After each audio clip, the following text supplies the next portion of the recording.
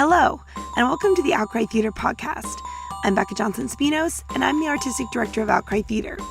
Every episode of this podcast is going to delve into the artistic process of creating theatre. This episode is about our current production of 20,000 Leagues Under the Sea. Our production is a brand new adaptation by myself and my husband, Jason Johnson-Spinos, based on the classic adventure novel by Jules Verne.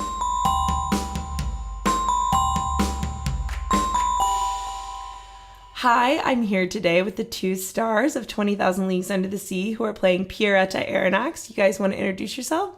Hi, I'm Alexa Stratton. Hi, I'm Elizabeth Belilty. And I'm also here with one of the actors playing Captain Nemo. Hi, I'm Brayden, and I'm playing Nemo. All right, so first up, tell me about 20,000 Leagues Under the Sea. What's it about? It's about a professor who gets invited by Commander Farragut with her and her assistant to go on a ship to pursue a creature that has been terrorizing the seas. And on the ship, they meet a new friend, and they find out that the creature wasn't a creature at all, but a ship. And they get thrown into the sea and enter the ship and find Captain Nemo, the captain of the ship. Tell me a little bit about Nemo. What's he like? So Nemo is this scientist sort of person. He built this amazing submarine, and he's built a robot named Zoya. And so he's really smart, and he's also really rich. He collects art, so he has an art collection, and he's really rich. And he's like a really interesting character because he has like a deep backstory that's made him really angsty and angry at the world. So he's gone to a submarine to try to escape from humanity, and he's devoted his life to the sea and everything underwater.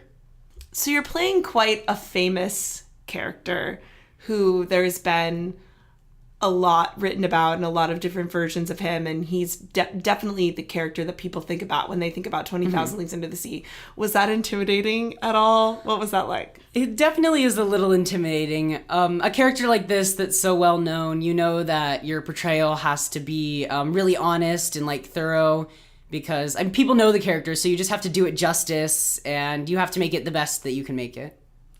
So what makes our version of 20,000 Leagues Under the Sea different than the novel by Jules Verne written in the 1860s? So in the novel, the lead is Pierre Aronnax, and in our version, it is a woman, and her name is Pierretta Aronnax, and she's quite a feminist, and she's very intense, but she is still feminine, and she's a fighter, and she works for what she believes in. And we've also made a lot of other characters females as well, like Pierretta's assistant, Conseil, who was also originally a man. We made her a woman, and the members on the crew, the majority of them are women as well. There's also Zoya, who I talked about earlier. But Zoya is a robot that Nemo built, who is a mechanical servant and soldier aboard the Nautilus that keeps people safe and just helps around aboard the Nautilus.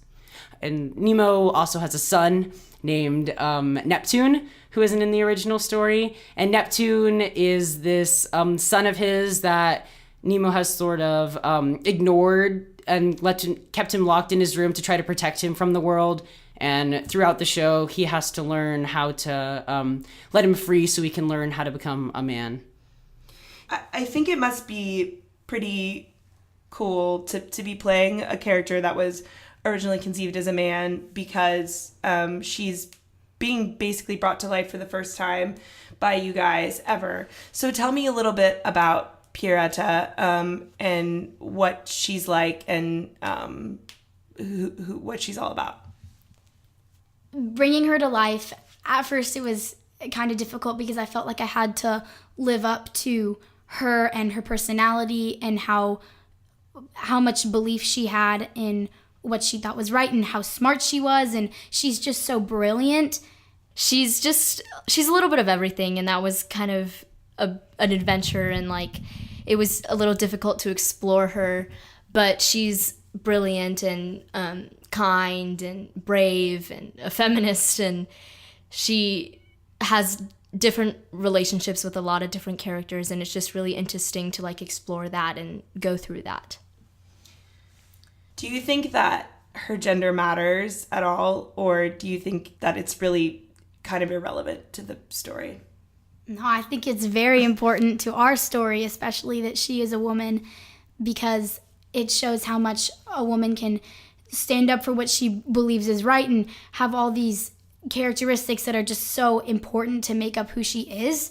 If she was a man, it'd be completely different, and there'd be a lot of elements in our story that wouldn't exist if she was a man.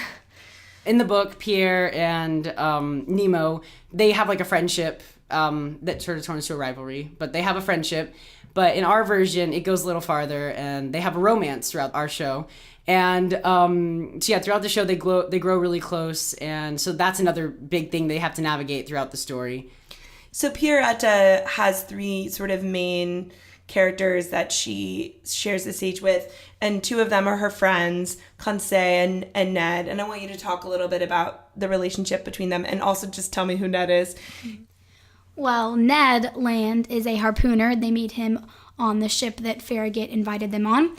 He is kind of full of himself and very intense, but eventually they learn to care for each other, and their relationship is very important, along with their relationship with Conseil, because they're like the 3 main people in this story, and seeing their connections grow with each other throughout their journey along with the other characters is very crucial. Yes, and Conseil and Pierretta are already really close because Conseil has been her assistant for a while, and it's just very interesting to see their relationship keep growing throughout our story, and how the 3 of them together affect each other, and how meeting Ned affects Pierretta's personality and just everything together. And they may be like opposites, but they really do blend together and really care for each other. Can you tell me a little bit about some of the other characters that we added into the story? I'm particularly thinking about like Neptune and Gloria, and what they add to our version of the story. I think especially with Neptune, who is Nemo's son, she gets to have kind of a motherly relationship with him because she immediately clicks and they get along so well, and Nemo kind of gets in the way of them a little bit, and I feel like that makes her want to be with him even more, and so that really brings out her motherly side, and she's very comforting and caring, and in a bunch of different scenes and how she interacts with different characters, this is definitely not something that you would see her be like with another character. Gloria is the chef on the Nautilus, and she also has a very tragic past, and you never quite know what that is, but it definitely gives her kind of a harsh background, and that gives her a lot of emotional depth, and that's how she kind of bonds with Ned, and she's very perky and happy, and I feel like that rubs off on his kind of intense personality. Yeah, Gloria is special because she's very different from the other characters who are more serious and intense, and she's there to just be happy and have some fun and like live her life the way that she didn't on land. She's a really cool character. The primary, I think, relationship that Aronnax has in the show is with Captain Nemo, who is the captain of the ship and is a mysterious figure that sort of kind of unveils himself as the show goes on. I want you to talk to me about all the different facets of their relationship and what that's been kind of like to approach as an actor. So basically, Captain Nemo, you know that he's had sort of a tragic past, and Pierretta's already so curious, and especially once she meets Nemo, she just wants to know about him, because from the moment that they see each other, they're, at least Pierretta, she's already so like drawn to him just because she wants to know about him, and you pretty much know that she loves him from the moment she sees him.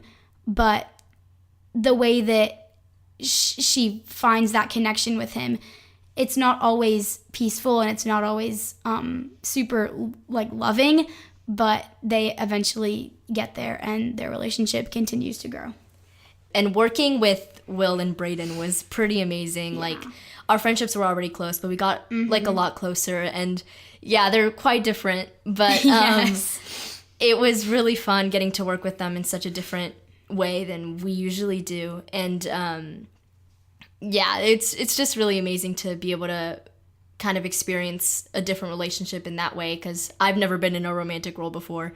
So it was kind of cool being able to do that for the first time. Working with I work with Brayden, but he's really awesome. And at first it was kind of hard to find that connection because their relationship is so unique from the relationships that you see in other shows. It's also a difficult thing because you always want to be connected with your partner. You don't want a moment of not being connected. Everything's feeding off of each other, building off of what the other one's giving. And working with Alexa has been great because she gives so much that I can help build off of. And I feel like our onstage relationship, it's really been able to transform from what it originally was. It's gotten a lot deeper and richer. Once we got it down, it got a lot easier, and it was easier to find that spark and find what we needed to do in the scenes to make, our relationship believable. You can't make it phony. You have to make it real. You have to make a real relationship. I think their relationship is really special because you don't find that. It's kind of a love-hate relationship, but they definitely care for each other, and that's definitely something special.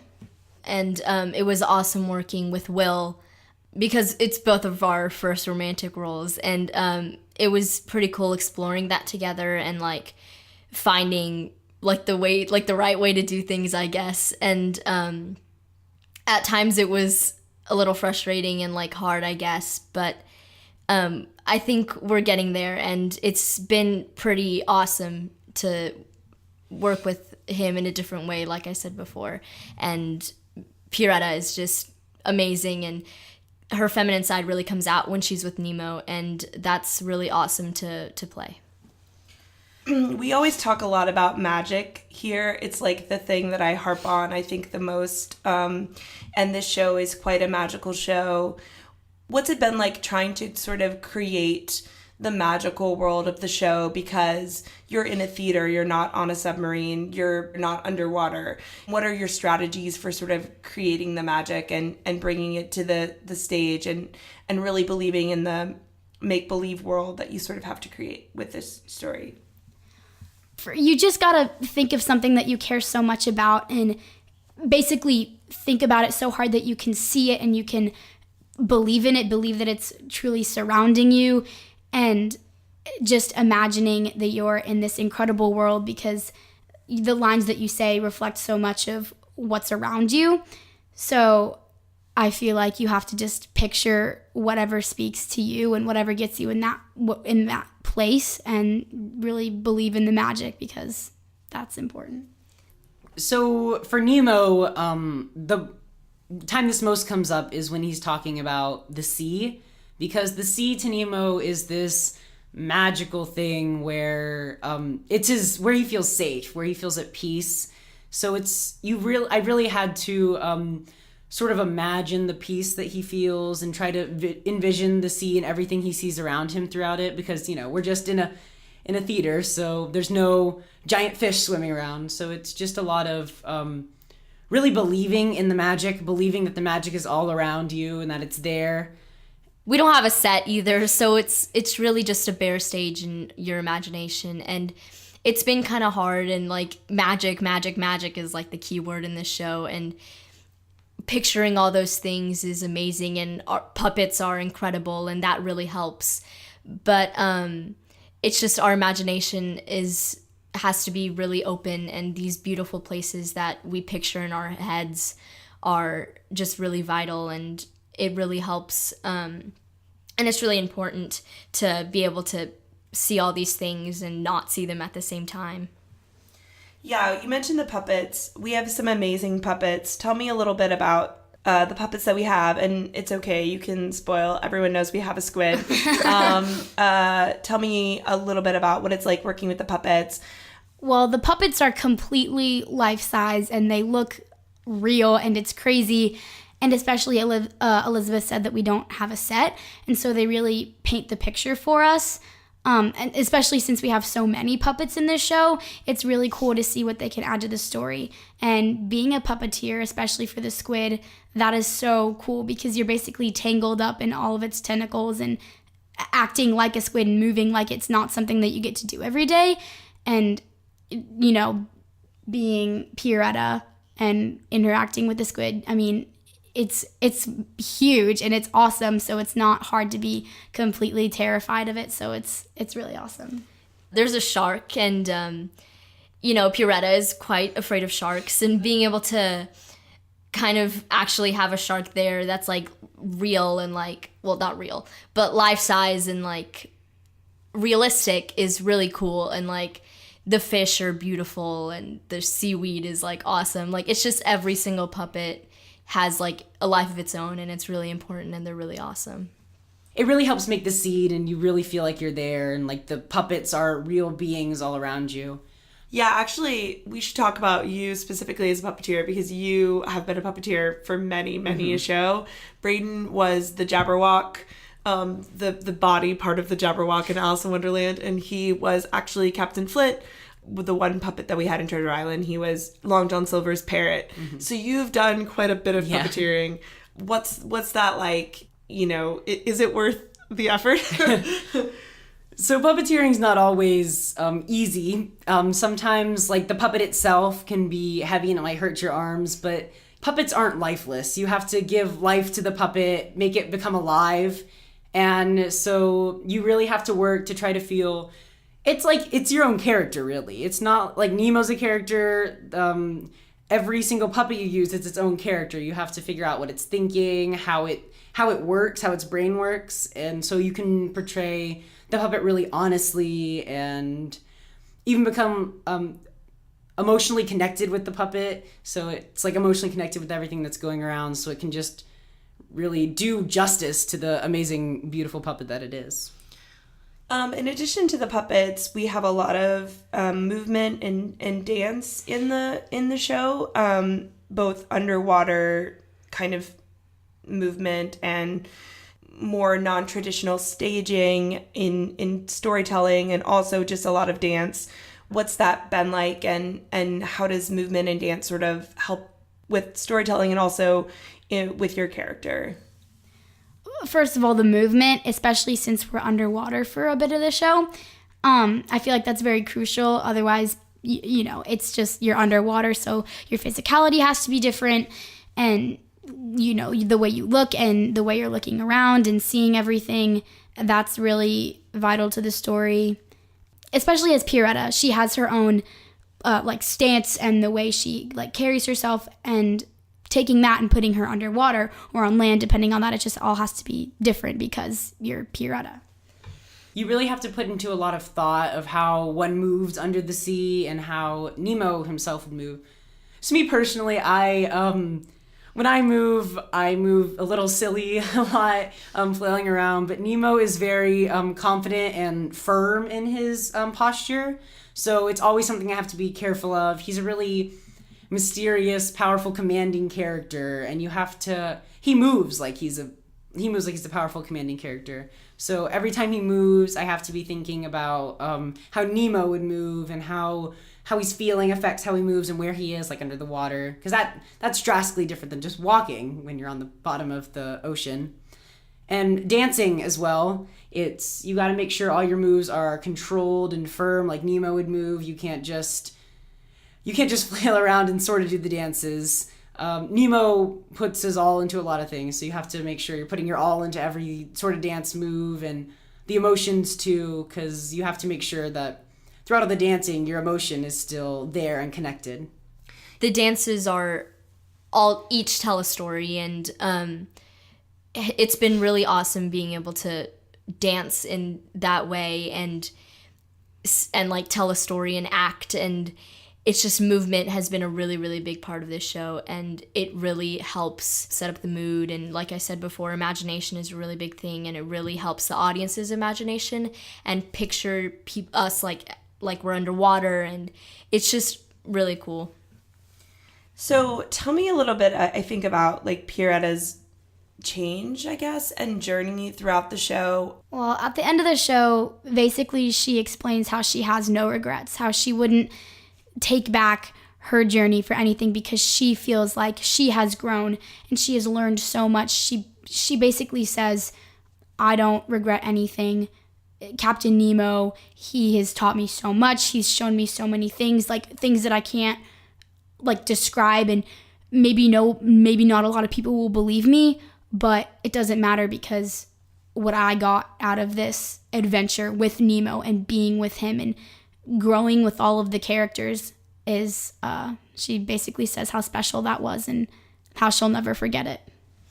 And what's been the most fun part about playing Captain Nemo? The most fun part about Nemo is just when I'm in a scene and I'm feeling it and I feel really connected and I can just tell that like I'm connected with this character and that everything's going well. That feels really good. That's definitely my favorite part about being Nemo. So what do people have to look forward to if they come and see our show? It's like a really fun thing to experience as an audience member as well as being on stage, because you get to just watch this magical journey with all the puppets, the brilliant puppets that look so great. Our lighting and projections, which is all done by Mr. Jason, it all looks phenomenal, and it's like it really connects you with everything. And so it's just a show filled with fun and also seriousness, and there's a lot of rich relationships between a bunch of different characters throughout the show. It's really different and amazing, and it's something that you don't want to miss. We have romance, we have danger, we have lots and lots of magic, and we have mermen, and we've got lots of amazing stuff. So definitely don't want to miss out on this incredibly epic journey. Yeah, there's adventure, love, just everything that you expect in like a regular show, like times 10. It's just a really fun roller coaster, and you get to experience the magic of the sea and of the Nautilus and of just the entire show. Definitely come see 20,000 Leagues Under the Sea. You're in for such an incredible adventure. It's incredible. It is beyond belief. You can't miss it. Thank you so much for joining us for our latest episode of the Outcry Theatre Podcast. This podcast has been produced by me, Becca Johnson-Spinos, and edited by Jason Johnson-Spinos. For more information about this production and Outcry Theatre, you can find us on Facebook or at our website, outcrytheatre.com. That's theater with an R-E. If you enjoyed this podcast, please share it with your theater-loving friends.